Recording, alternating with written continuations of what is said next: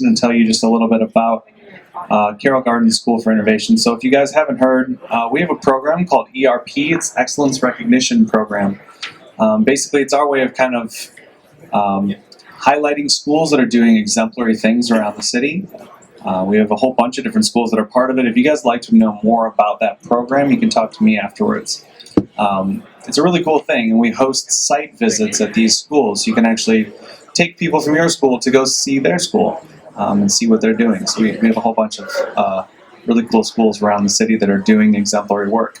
So this is one way of us being able to highlight some of that stuff. So we invited Liz in today to share not just what she's doing, but also the students in their school. So hello, everyone. We want to thank you so much for coming out tonight to be with us. Before we get started and introduce ourselves, my students have a couple questions for you. Hi. So who in the audience is a teacher? Whoop, whoop, teachers. Hi. Who in the audience is an administrator? Yeah. Who in the audience believes in the power of education? Everyone. Awesome. Who in the audience believes in incorporating technology in the classroom to meet the needs of the 21st century learners? Yes, definitely. Okay. We'd love to hear from some of you. What are you hoping to learn today from our session? Anyone have any agenda, reason why they came here today that they'd like to share? Go ahead.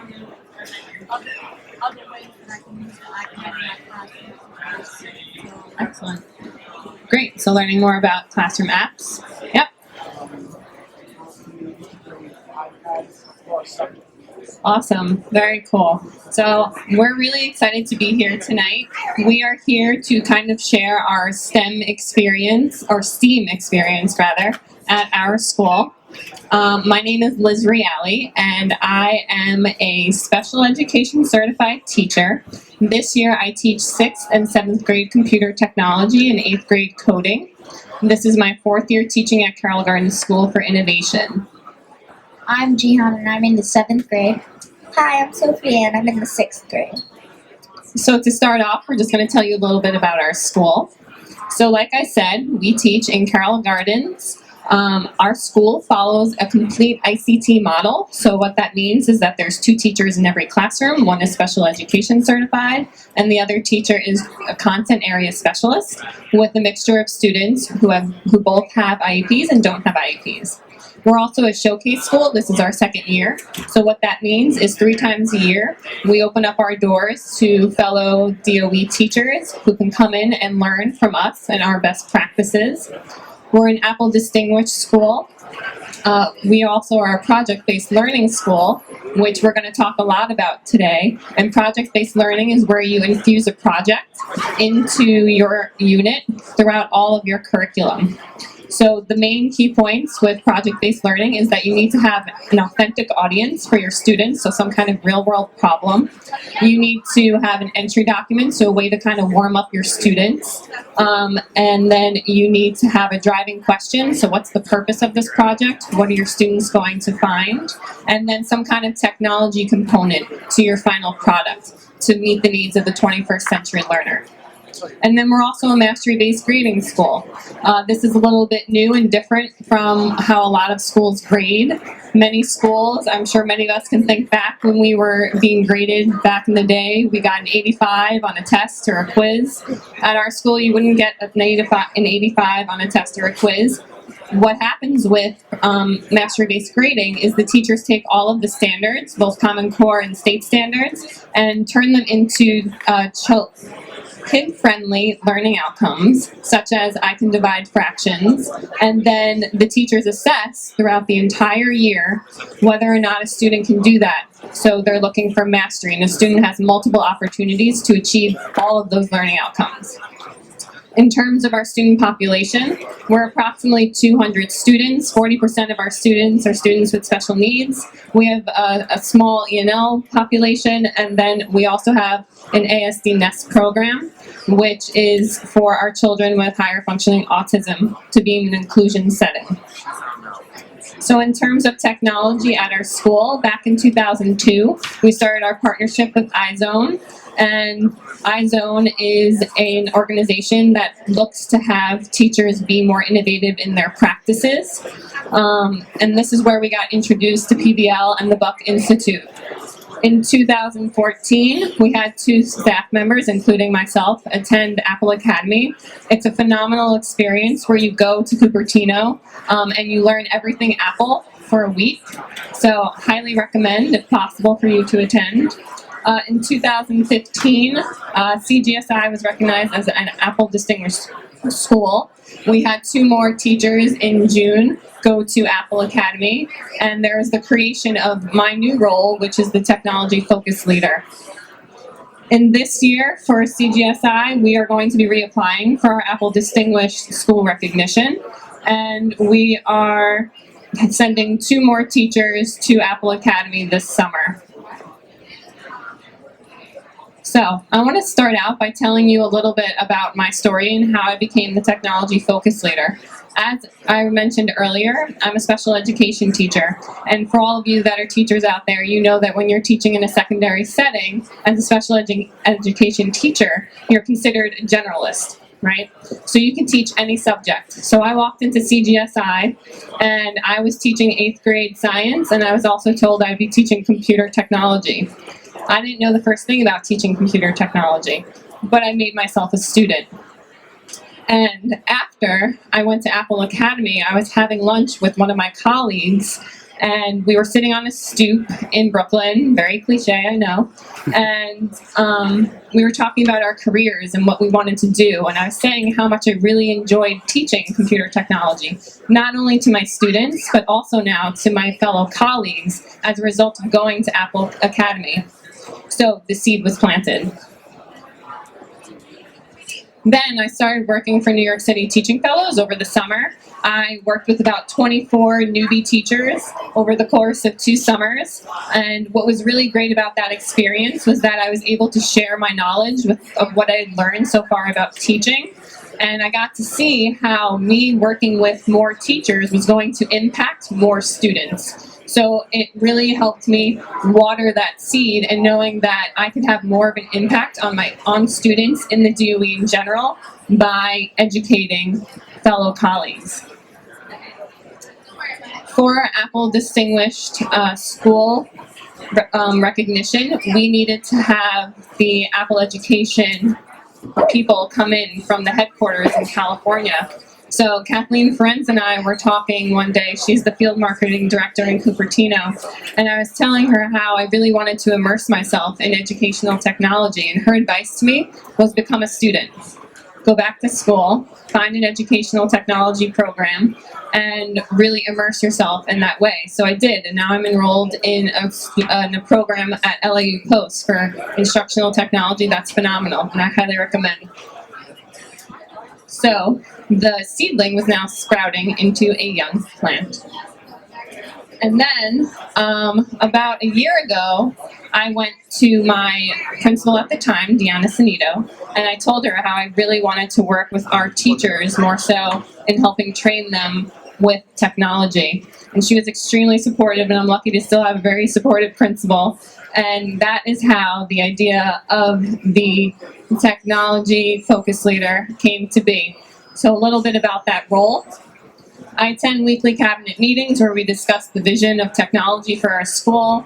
I'm responsible for having the workshops, especially on our Monday PD times, based on teacher interests and what they want to learn so they can implement it in their classrooms. And then I work, especially in the summertime before school starts, I met with some of the individual teacher teams to help them design specific tech integration for their classrooms. And we talked about different kinds of apps and websites that would work for them. And the biggest thing, which is what we're going to show you today, is our cross-curricular collaboration between tech and subject area classes. So the first thing on my agenda was to send out a summer survey, which is where I learned about the teachers in my school. What kind of experience did they have with technology? How comfortable were they? What did they want to learn? Especially for new teachers coming in, that was extremely helpful. And this is also where PBL collaboration came to exist. So the goals for the cross-curricular collaboration was first to reinforce the concepts across classes. So the more students are exposed to content, the more likely they are to retain it. So if they see it in tech class and they see it in math class and they continuously are working on this project, seeing it from different angles, the more likely they are to internalize it and hopefully be able to really understand what it is that they are learning. The second thing was I wanted to help alleviate the stress of sticking to a really tight schedule, especially for the ELA and the math teachers, because they have state tests, which we all know we just experienced today. So because we're a PBL school and there is that tech component in the projects, I thought it would be great if the students could bring their content to tech class, and then I would teach them the skills, and they would use that content to build whatever it was, an iMovie, a Keynote, and you're going to see some examples of that right now. So, today, we're going to share with you Sophia's Gowanus Canal iBook, Jihan's Shark Tank Junior Keynote, and then Sophia's Let's Party Thing Link. So for the Gowanus Canal informational iBook, we had some planning sessions over the summer between the 6th grade ELA team, the 6th grade science team, and then the 6th grade tech team. We also met after school, lots of emailing was happening. The driving question for this project was, how can we create an iBook to inform and educate the community of Carroll Gardens about the history, pollution, and current state of the Gowanus Canal? There were 2 entry documents. The one for the ELA class was a letter from Councilman Lander, and for the science class, the science teachers actually went out into the community and interviewed some people on the streets to find out what they knew about the Gowanus Canal. And then in PBL, there's always an element of student choice. So the students had, for their iBook, the choice of how many chapters they wanted to make and what they wanted to talk about, what was the content. So Sophia, you want to talk about the entry doc? So this was the ELA entry document that we got, and it was from Councilman Brad Lander, trying to get us into like all of the stuff that's been happening with the Gowanus Canal, like how the Superfund issue was really big, and they wanted us to kind of learn more about it so that we could tell the community about what's going on with the Gowanus Canal. And then this is the science video that the science teachers went and interviewed people on the street. All right. So, John, tell me, you know about the Gowanus Canal. Well, US Canal smells bad and so dirty when it's really fast there. And, yeah, that's good. And do you know how it got that way? I don't know. Do you know any of the chemicals that are in the Gowanus Canal? I have to do that. Cool. Thank you. Could you tell me what you know about the Gowanus Canal? It's really dirty. And do you know why it's dirty? I have no idea, but I know a guy has a suit on to swim it. You have to put a suit on? Cool. All right. Thank you very much. So, what do you know about the Gowanus Canal? It's very polluted body of water. Do you know why it got that way? I'm guessing a lot of not so nice companies were just dumping chemicals from their operations. Do you know what kind of chemicals are in the Gowanus? I've heard there's mercury and lead, things like that are really bad for toxic substances. So that was the video of people on the street. So what they realized was some people knew some stuff about the Gowanus Canal, but they needed to be more informed. So Sophia's going to talk us through the process of how she came to make her iBook about the Gowanus Canal and how polluted it really is. Okay, so first we started off in our ELA class where we got to use these applications on computers like Google Classroom and Google Docs. And so basically in ELA what they really wanted us to do was to use the entry documents and other articles that we got to basically note take about the Gowanus Canal and write down facts about it so that we could turn it into an iBook in iBooks Author.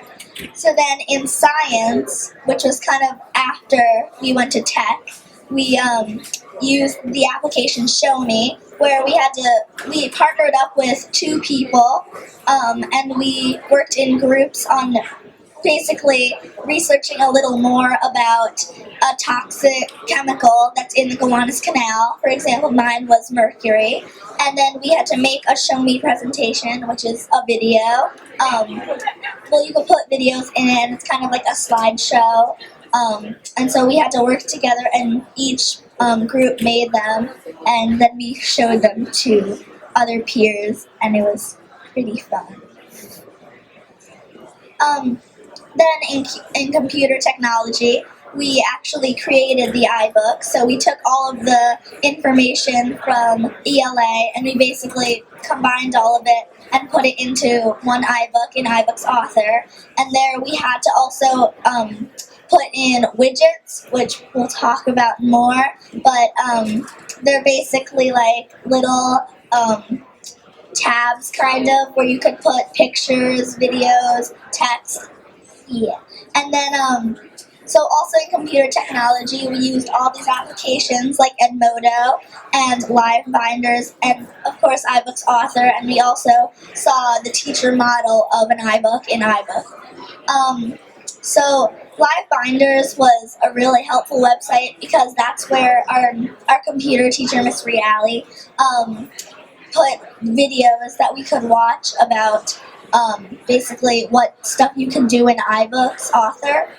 And so I think this was like a cool way to kind of like give the students what we wanted to learn and like what we needed to learn about to put in our iBooks, but without having to like do a period of just telling us how to do it and showing us like one-on-one or like with the class. We can look it up ourselves and get the information that we needed. Right, so the key there was that they were asynchronously learning. They were working at their own pace. They were able to go back if they needed to remember how to do something, or they could move forward if they moved through it more quickly.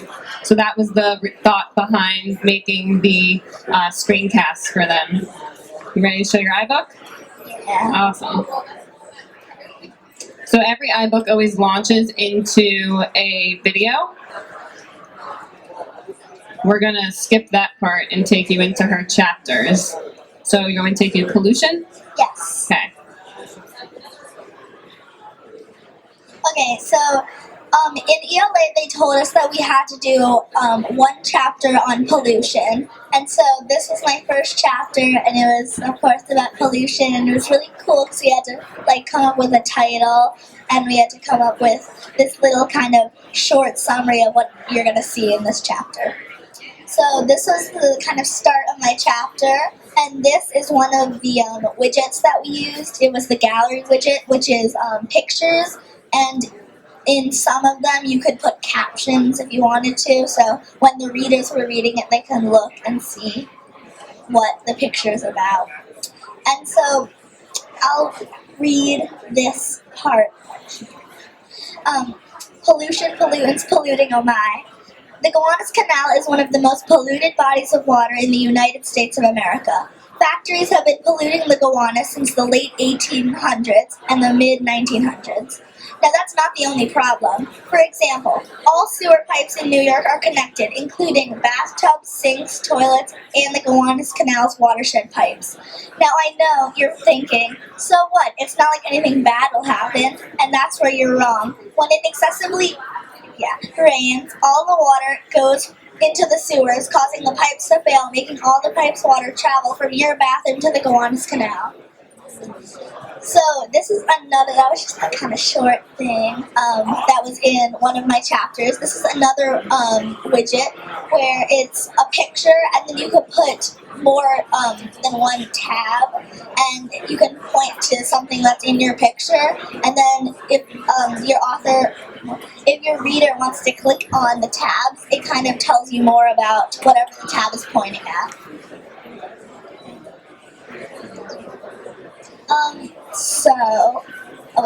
Go back for a second. Sure. So, this, just to kind of sum up what this paragraph was about, it was about how the Gowanus Canal was producing fumes that were causing people who either work by there or live by there to get cancer, which was really bad. And so this was also kind of about how a dolphin was found in the Gowanus Canal, and that's a picture of it. And it was like a really big thing because it kind of showed that the Gowanus Canal is harmful to people and animals.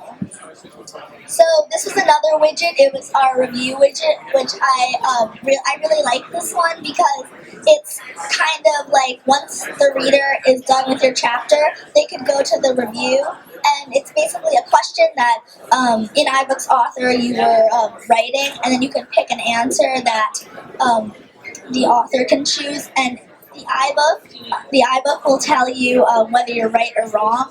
So the first question I had was, what kind of mammal died in the Gowanus Canal? And if anybody wants to answer it, 1 to 3. Let's see. Yeah. So I think that this was just a cool widget. And then this was the second question. What is one horrible disease that you can get from the Gowanus? Anybody want? Yeah. Sir. Good job. So Good job.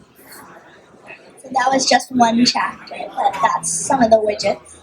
Excellent. Thank you, Sophia. You're welcome.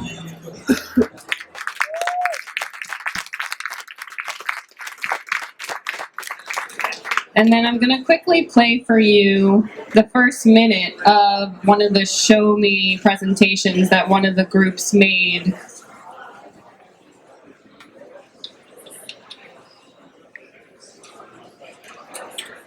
So this was Dub, Taylor, and Brian. This is the Gowanus Canal. The Gowanus Canal is one of the most important canals in New York City. We live there. The Gowanus was even the site of the Battle of Brooklyn during the Revolutionary War.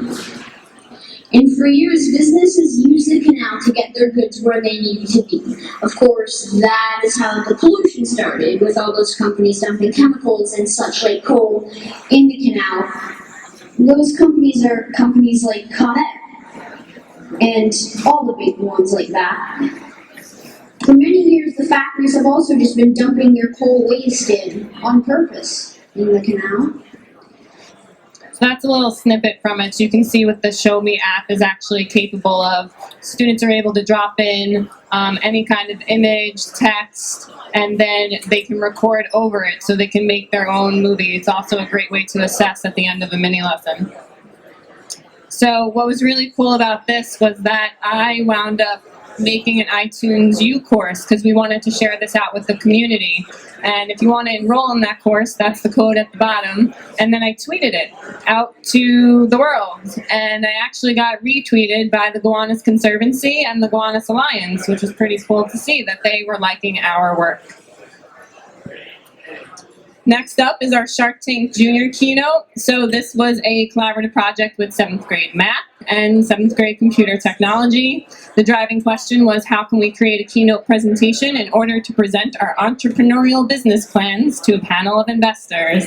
They started with an entry doc where they played a video from Shark Tank, and the student choice was they were able to pick their own group member and their business of interest. So one of the videos they played to start it off was this Smart Wheel snippet from Shark Tank that we're going to skip in the interest of time. And Jihan's going to talk to you a little bit about her process. Hi. So the process of this is that we had to use Shark Tank to really see the videos and build off of the videos and see what they did wrong and what they did correctly. And we use iReady, and some people use 10 marks, and some people also use Think Through Math just to see to do markup costs, the profits, the wholesale, and we had to think about that throughout the whole keynote. We also had a daily checklist in technology. We had the screencast that Miss Reali did, that every day that we would come to tech instead of Miss Reale explaining it, we would go on our computers and see the screencast that Miss Reale did, and whatever we needed help with, like adding a video into the keynotes, would be in the screencast that Miss Reale made. And we also had a model website that Miss Reale made for us that explains, like, that has a model video and that has her model keynote that's attached, and we have to see that was made by our teachers and Miss Reale. And there's also keynote skills that had the videos that could give us tips for, like presenting our own keynotes. And these are all the videos, like the keynote skills, and many ones are from like Miss Reale. So the thought behind this was a blended unit. So what we did was we created daily checklists and a guided notes packet, and they had assignments that they had to do every single time that they came into class. So that kind of freed up me and my co-teacher to go around and do more purposeful things like assessments and checks for mastery on things that students had already learned. And they were able, again, to self-pace using these screencasts to make their own keynote presentation. So right now, Jihan's going to show you her final product. G?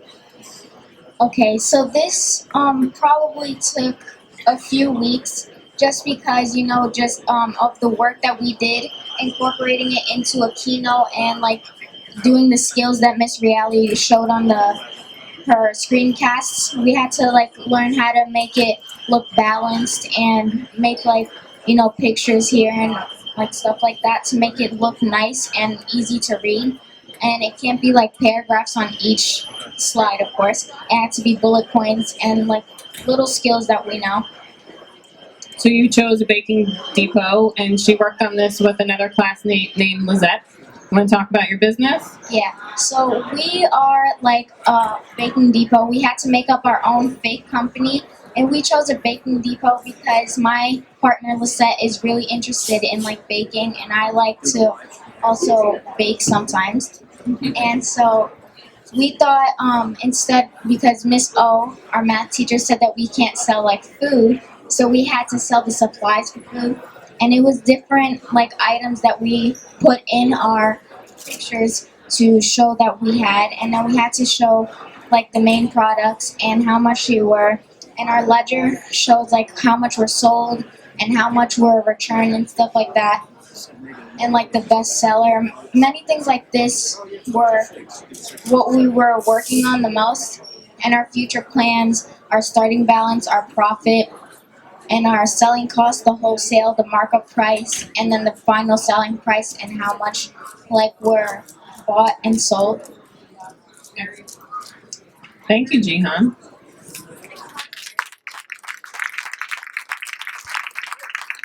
So really quickly, some apps that we used during this was obviously Keynote. That's the skill we were teaching them, and I used Screencast-O-Matic to make those screencasts, and then I made my own Wix website, which was the website we just showed you prior. And this is the examples of the guided notes, the daily checklist, the project checklist. That's the cover for the model, and then on the website itself that Jihan just took you through.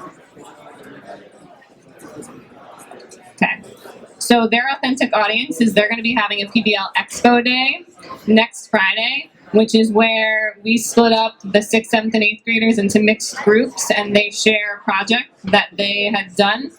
So their panel of investors is going to be the other classmates in the room as well as the teachers.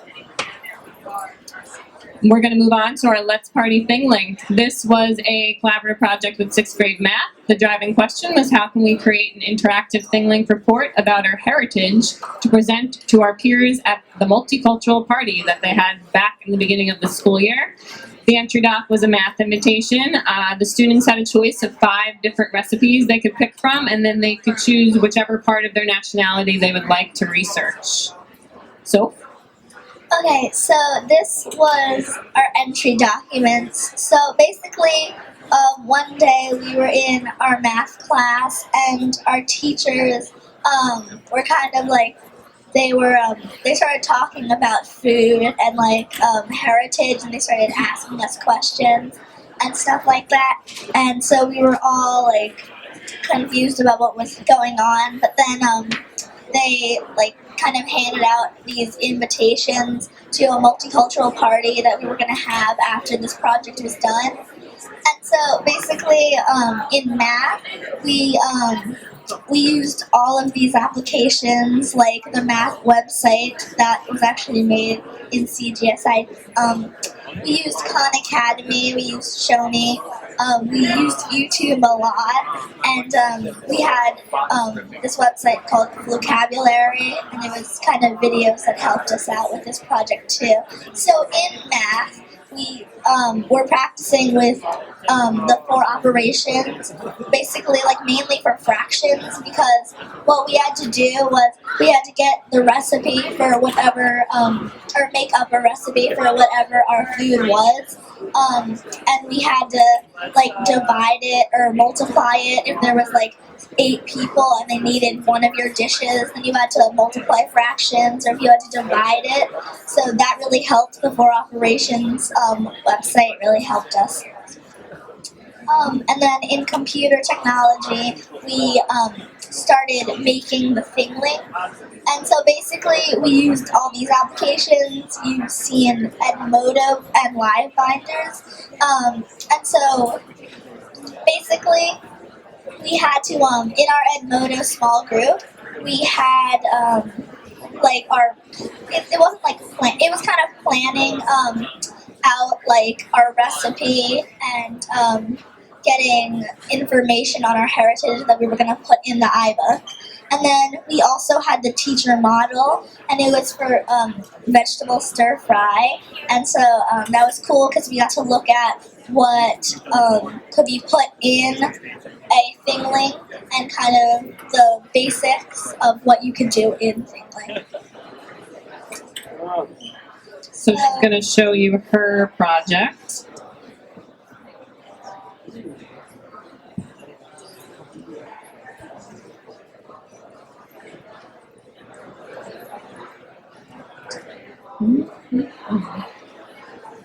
So ThingLink is an app or a website, either one, where you put a background image on your ThingLink page, and then you're able to tag what's called hotspots, which are all these little dots.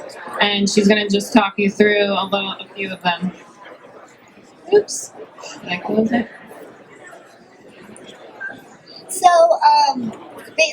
So my food was this South Korean dish called kalbi, and I'm half Korean, so that was my heritage for the food.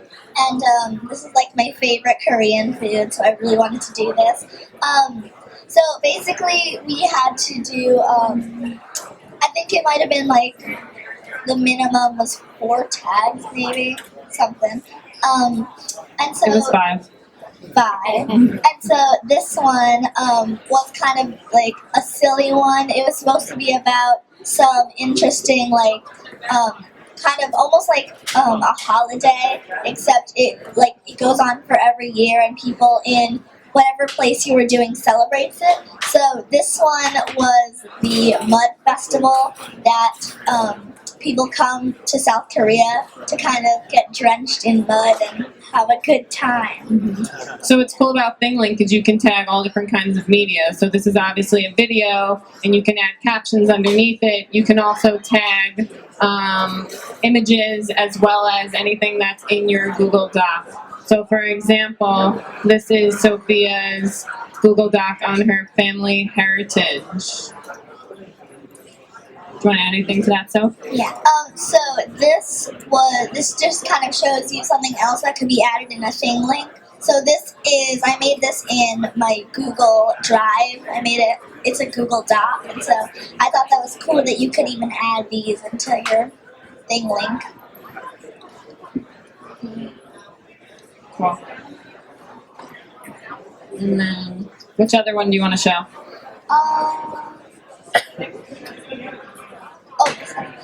So this one was, it wasn't about the food mainly, it was about the recipe.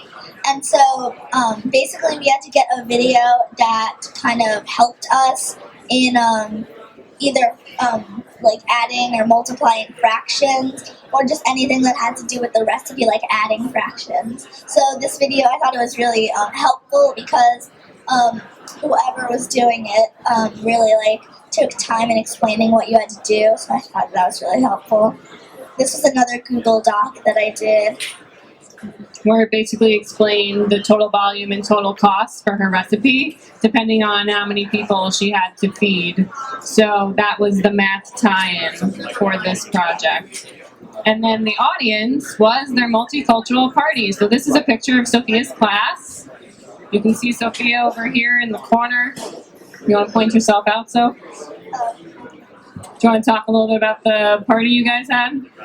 Yeah, so basically we had a choice if we wanted to. We can bring in a food from our heritage or culture. And so basically, I think it was the problem solving room, and we had like a giant buffet that each class got to go to, and it was kind of like celebrating like heritage and also celebrating completing the project that we did. And some people presented their thing links, they invited parents. It was a beautiful time. So now we're going to talk to you a little bit about current projects, what's happening in tech class now. With 7th grade, we're doing a collaborative project with ELA 2. It's called Interviewing a Colonist. For this is how can we create a TouchCast video interviewing colonists in order to explain how geography impacted life in the colonies. So we made a teacher model. There is in TouchCast Studio, which is an app on the iPad. It's basically a movie making app that has a green screen effect, and you're able to add in what's called a VAP. So you can literally put anything into a movie and make it interactive. So these bubbles pop up as people are talking, and you'll see that you can click on them and it takes you to them. So I'm going to play just a quick snippet from it. So again, this is the teacher model. You're going to see myself acting as a news person, and then our ELA 2 teachers.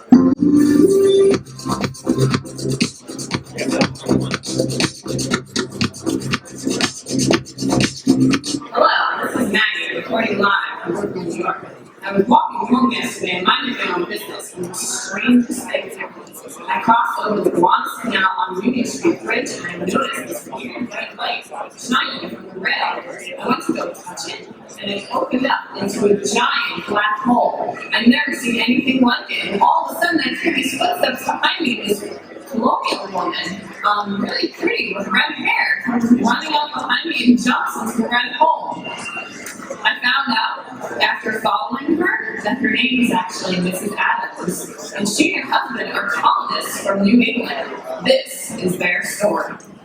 Mr. and Mrs. Adams are from the New England colonies. The New England colonies are at the northernmost part of what's now considered North America. Those colonies included New Hampshire, Massachusetts Bay Colony, Rhode Island, and Connecticut. Hi, Mr. and Mrs. Adams here. Here we are in the Massachusetts Bay Colony. We just got here. We came from England to escape religious persecution. On a ship. On a ship, the Mayflower. And now here we are. I'm a whaler. And I go out fishing months at a time. I'm just going to jump ahead a little bit. I say it mostly a knit. She knits well. Same religion. Everyone's from England. Yeah. Do you like this color? I think it'll look good on you. This just in, breaking news from one of our field. So what's cool right here is this is a back. So right now what I could do is I could click on this Google Doc and it'll take me there. So I'd be able to look at my students' work. You can do the same thing with pop-ups for other videos, to images, literally anything. You can tag things from social media. It's whatever you choose and whatever you want your students to create. So really the options are kind of limitless. So it's a great app, highly recommend. You just need a green screen or a green paper behind your, as your background. Jane? Okay, so each of us had to write an essay about two colonies. It could either be the New England, the Middle colonies, or the Southern colonies. We had to explain their similarities, their differences, and how they really showed a difference between everything and how they lived and stuff like that. So throughout this, I had to compare and contrast the middle colonies and the northern colonies, and it showed that the northern colonies didn't have that much crops they could grow because of the weather, and the middle colonies were good to grow because the weather is normal, like here in New York. Well, not now, but if it was warm, you would be able to grow whatever your crops and stuff.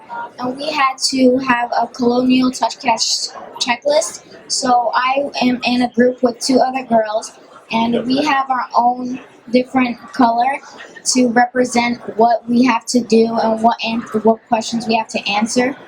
Miss Reality is showing it right now. Yeah, so what they did was we color-coded all of their work. So that way I was able to differentiate who was doing what and able to tell that everyone was doing their share and contributing. So they had different steps that they needed to complete before they actually started creating their scripts. We, myself and the ELA2 teachers, sat together and came up with a list of questions that we wanted to make sure was in their dialogue. And right now the step that they're up to is creating their newscast, the colonial interview, and the ending newscast, which they're eventually going to shoot in the next couple of weeks. Thank you, Jihan.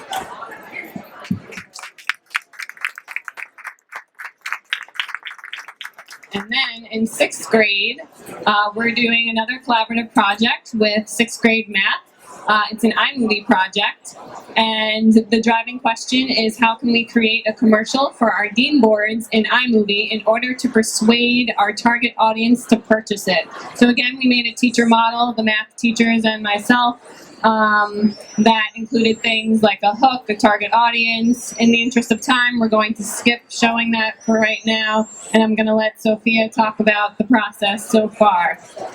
Okay, so far in math, we have we've already gone past kind of the part of making the game boards. So basically, each person had to do their own game board, and we could name it whatever we wanted to, and we could design the actual board.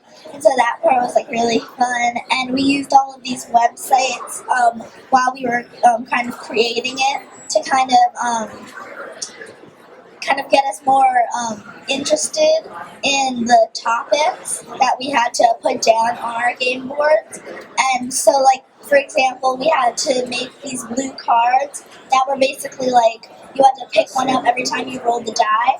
And so there was a question on the card based on some math. Number system question, right? About plotting positive, negative numbers, absolute value, whatever it may be. Yeah, and so, and then whoever's playing, both people, or if there's more than two, they would have to try to get the right answer, and then they could flip it over once everybody was done, and the person who rolled the die would look at it, and if they got it right, then they would move the amount of spaces that they rolled, and then if they didn't get it right and somebody else got it right, then they would move those spaces. So after we made or completed our board games in math, we went to computer tech, and we started we have this storyboard script, and basically it was we had to sum up the rules of the game. We had to sum up how much it cost, where you could buy it. And so it was a cool thing where the same thing with where Jihan had the color coding. Color coding, we did that too. And then we have a model script that we can look at. And then this is where me and my partner are at, where we're just making what we're both going to say in the iMovie and stuff like that. So that's what we're doing currently. Yep, and then sprinkled throughout, I do little crash courses in iMovie. So I have a live binder website for that as well, with a bunch of screencasts that I made for iMovie that the kids are able to play with, and we pick out particular skills that we want them to practice on any given mini lesson and create their own iMovie independently. So that way when they get their film done, they're able to work on their movie together as a group. Thanks, Soph.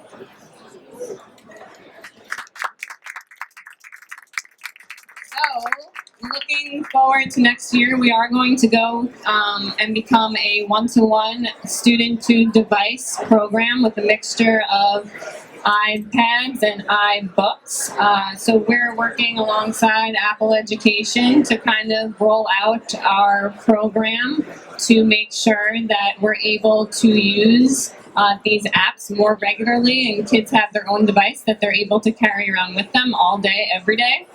So in order to be able to do that, we're obviously going to need to do some more teacher PD training on various apps that work well for this kind of environment. So some other apps that we thought of that we wanted to share with you today was Explain Everything, which is very similar to Show Me, has great features if you're a math teacher, has great features for math.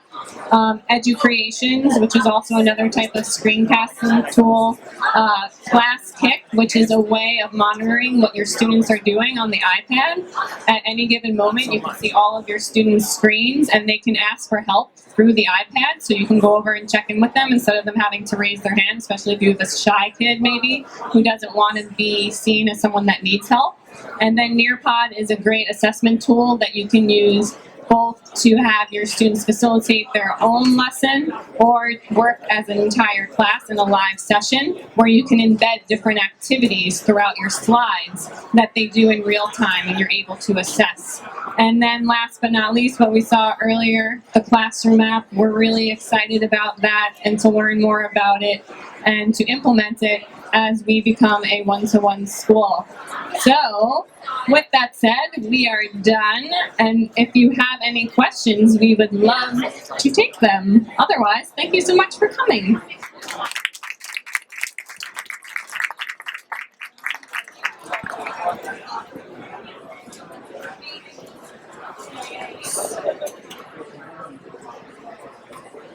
Like a computer design graphic program. Last year when I taught computer tech with a different teacher, we used GIMP, which is a free GIMP, G-I-M-P. It is a free graphic design program that's pretty cool. So I would recommend that one if you're interested in graphic design. We had them make memes with that. So that project, we wound up having them make memes for school issues. Yeah, so it was pretty interesting what the kids came up with, and they were able to play with filters and be kind of sarcastic because memes are always kind of funny. Yeah, that's what we use for that. Sure. Any other questions? Yes. Excellent question. So sixth grade comes 3 times a week, and then 7th and 8th grade come twice a week. Yep. Can you get invited to Apple Academy? You can apply, right? As far as I know, it's as long as you have the application. Do you know how they would go about finding it? Mr. Knapp. In just my class or from the beginning with ELA as well? From the beginning. So the Gowanus Canal project started probably end of October, beginning of November, and they finished at the end of January. So since we only see them 3 times a week, it delays how long it takes to complete the project. If we saw them every single day, it would be done much quicker. But it worked out well for us, and they did a really nice job, as you can see, as evidence from Sophie. Anything else? Yes. Are they available, like to give to others? Sure, we can talk. Yeah, definitely. I can send you some material. No problem. Yes.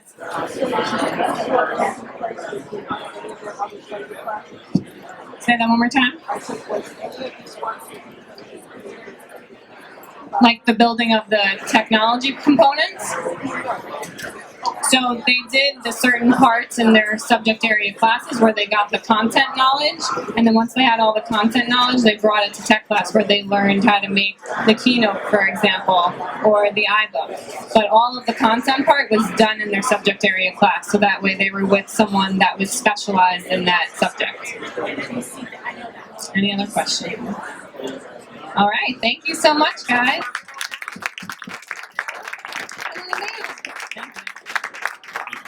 I wanted to just give one more round of applause for both these students, how great they were at presenting. You know, we even had a parent in the audience supporting. So yeah, thank you guys again for coming today. It was a really special night. Thank you for coming out after school hours.